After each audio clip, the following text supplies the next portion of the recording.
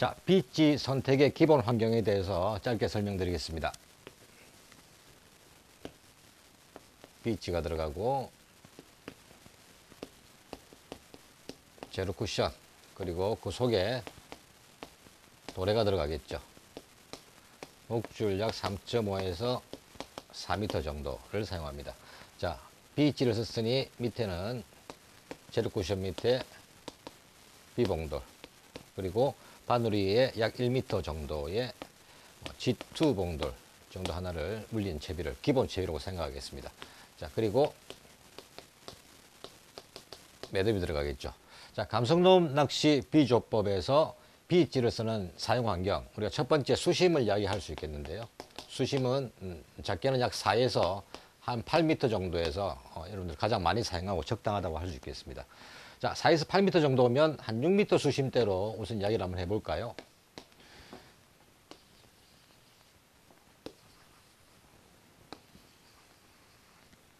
자, 낚시꾼이 서서 낚시를 합니다. 자, 6m 수심대, 내가 공략하는 수심대가 한 6m 정도 된다, 이렇게 본다면 갯바에서 약 한 20m 정도 되는 거리가 한 6m 정도가 되고, 여기가 평균 수심이라는 것이죠. 가까운 데는 뭐 4m가 될 것이고, 조금 더 흘러가면 6m 정도가 8m 정도가 나오는 그런 수심대가 가장 보편적이라고 할 수 있겠습니다. 자, 이럴 때 이 정도 수심대에 적당한 조류가 가고 적당한 바람과 기본 환경이라고 한다면 빗지를 선택을 하시면 됩니다. 그리고 이 채비 구성과 같이 빗지에는 비봉돌 하나를 물리고 상황에 따라서 잡아도 많이 없고 조류도 뭐 그렇게 빠르지 않다 그러면 뭐 안 물려도 상관없지만 그래도 채비 안정을 좀 편안하게 기하기 위해서 G2나 G3 정도 봉돌 하나 정도 물려준다면 아주 기본적인 채비라고 하겠습니다. 자, 이렇게 6m가 내가 공략해야 될 수심이고 그 포인트 내에서 최대 수심이 한 8m 정도가 나온다고 본다면 바늘부터 매듭까지의 거리는 약 8m, 최대 수심이 나오는 8에서 조류가 좀 세다면 한 9m까지 매듭 위치를 맞추시고 낚시를 시작하는 게 맞습니다. 그리고 캐스팅 이후에 채비가 딱 떨어지면, 자, 찌의 흐름과 밑채비가 어느 정도 딱 안정되기 시작하면 그때부터 채비가 내려갈 수 있도록 줄을 조금 여유를 줘야 되겠죠. 그때부터 매듭과 찌의 간격을 보면서 낚시가 시작되는데요. 목줄이 약 3.5에서 4m가 들어갔다면 6m 수심에서 목줄이 3.5에서 4라고 그러면 거의 절반까지, 절반 수심대까지 바늘이 도달한 상태죠. 채비가 내려가지 않더라도 목줄만 안정되더라도 중간 사이즈까지, 중간 수심층까지, 중층까지 바늘이 들어가 있는 상태입니다. 밑밥이 들어가고 있고 바늘의 미끼가 중층까지 들어갔다면 감성돔은 바닥에 붙어가지고 움직이지 않는 고기가 아니죠. 밑밥이 들어가게 되면 중층까지는 우리나라 감성돔도 쉽게 떠올라서 입질을 하게 됩니다. 그러면 우리가 공략해야 될 위치는 바로 중하층, 이 부분이 되는데요. 이 부분에 채비가 안정되는, 밑채비만 안정되는 그 시점부터는 입질층에 들어갔다고 보고, 그때부터 매듭이 찌에 닿게 되면 이 바늘은 거의 바닥층에 들어가 있겠죠. 그래서 닿고 나서 낚시가 시작되는 게 아니고 얘가 내려가기 시작할 때 매듭이 찌에 붙어가는 요 과정에서 낚시가 시작되는 것입니다. 따라서 채비가 서서히 밑채비가 내려가고 매듭이 찌에 닿게 된다면 여러분들이 수심을 줘도 이 방법, 바닥이 거의 바닥에, 바늘이 바닥에 붙었다고 생각하시면 되죠.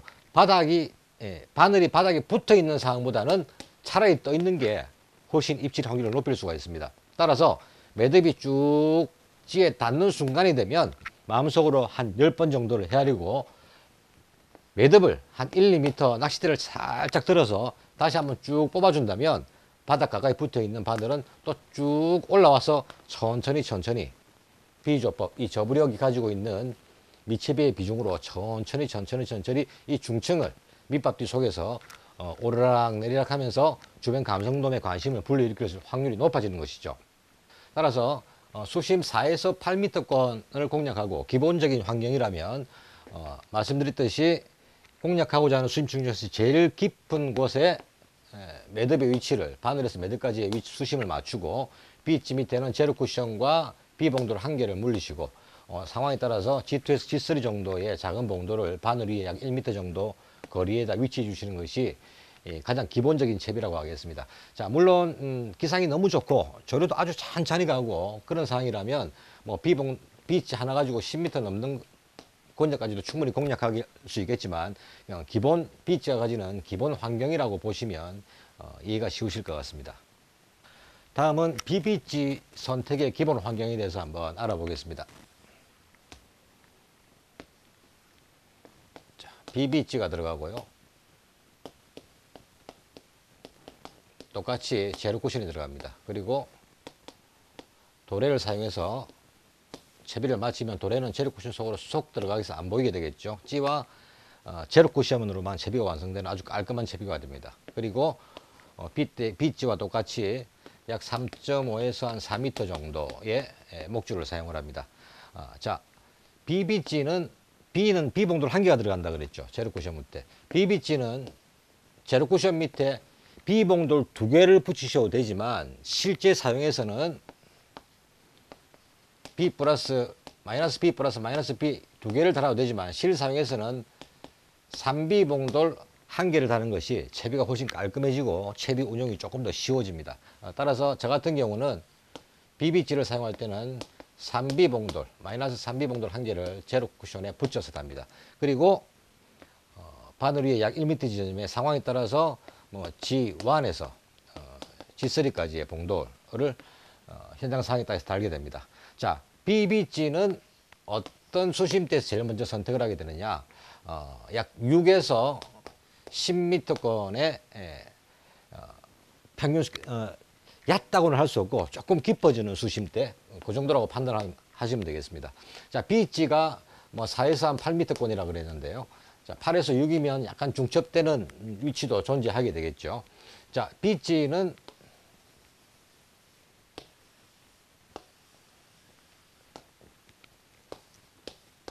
BB지는 말씀드렸듯이 6에서 10m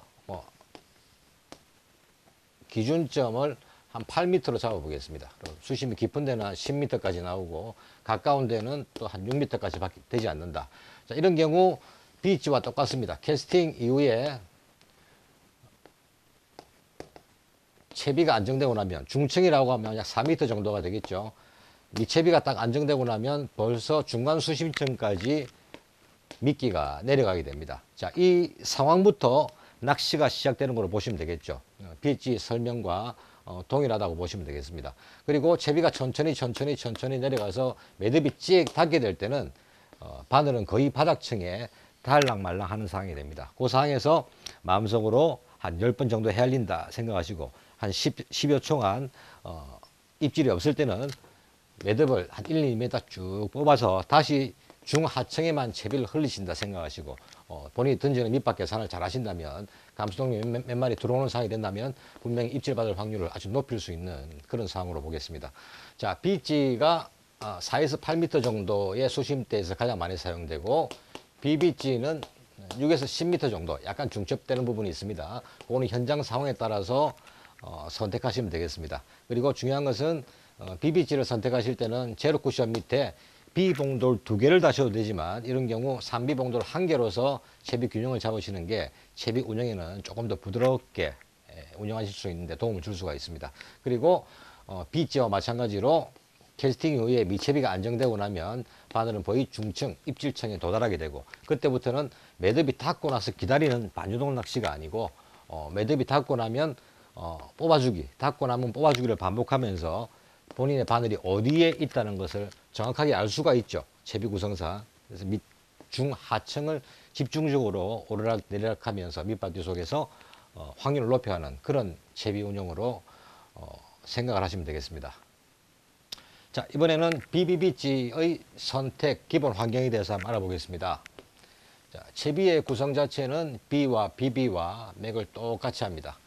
자, G는 BBBG를 선택을 하고요. G의 브렉이 높아졌기 때문에 제로 쿠션은 똑같이 사용합니다. 그리고 도래도 똑같이 선택을 하는데 제로 쿠션 밑에 들어가는 봉돌을 B봉돌 3개를 달아도 되지만 BB에서처럼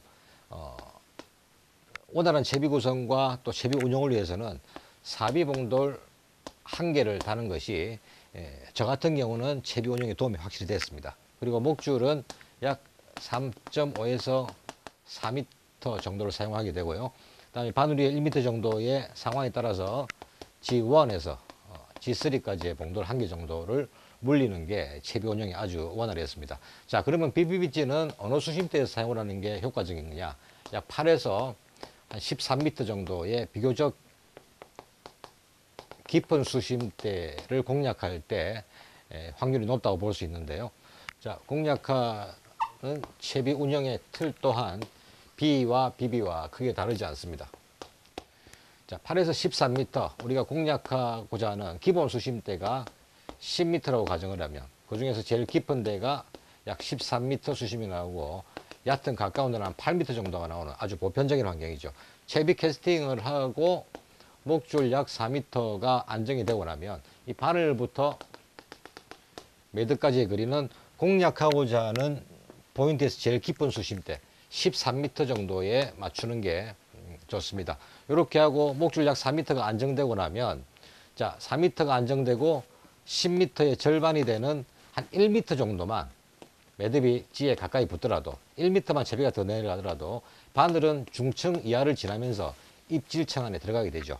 자, 이때부터는 무조건 채비를 내리는 게 아니고 서서히 전주동 형태로 천천히 내려가도록 만들고 그렇게 낚시를 하다가 매듭이 찌에 닿게 되면 찌와 바늘까지의 수심은 가장 수심이 깊은 13m권에 벌써 들어가 있는 거죠. 바닥에 달랑말랑한 상이 된다고 생각을 할 수가 있습니다. 그렇게 해서 매듭이 닿았다 그러면 그대로 채비를 흘리면서 입질을 기다리지 마시고 마음속으로 한 10번 정도를 헤아려 주시고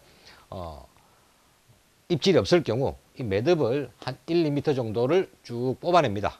낚시대를 쭉 뽑아서 그럼 채비가 살짝 떠오르게 되겠죠. 이렇게 중하층에 감성돔 눈에 잘 띌 수 있도록 밑밥 뒤속으로 흘러간다면 입질의 확률을 극대화시킬 수 있는 그런 채비 운용 방법이 되겠습니다. 자, B와 BBB의 채비 운용 방법은 거의 같다고 보면 됩니다. 채비 구성만 공략하고자 하는 수심대나 주변 환경에 따라서 조금씩 침력만 더해주고 뺨으로써 감성돔을 공략할 수 있는 거의 모든 우리나라 환경에서 적용할 수 있는 그런 채비 구성이라고 생각하시면 되겠습니다.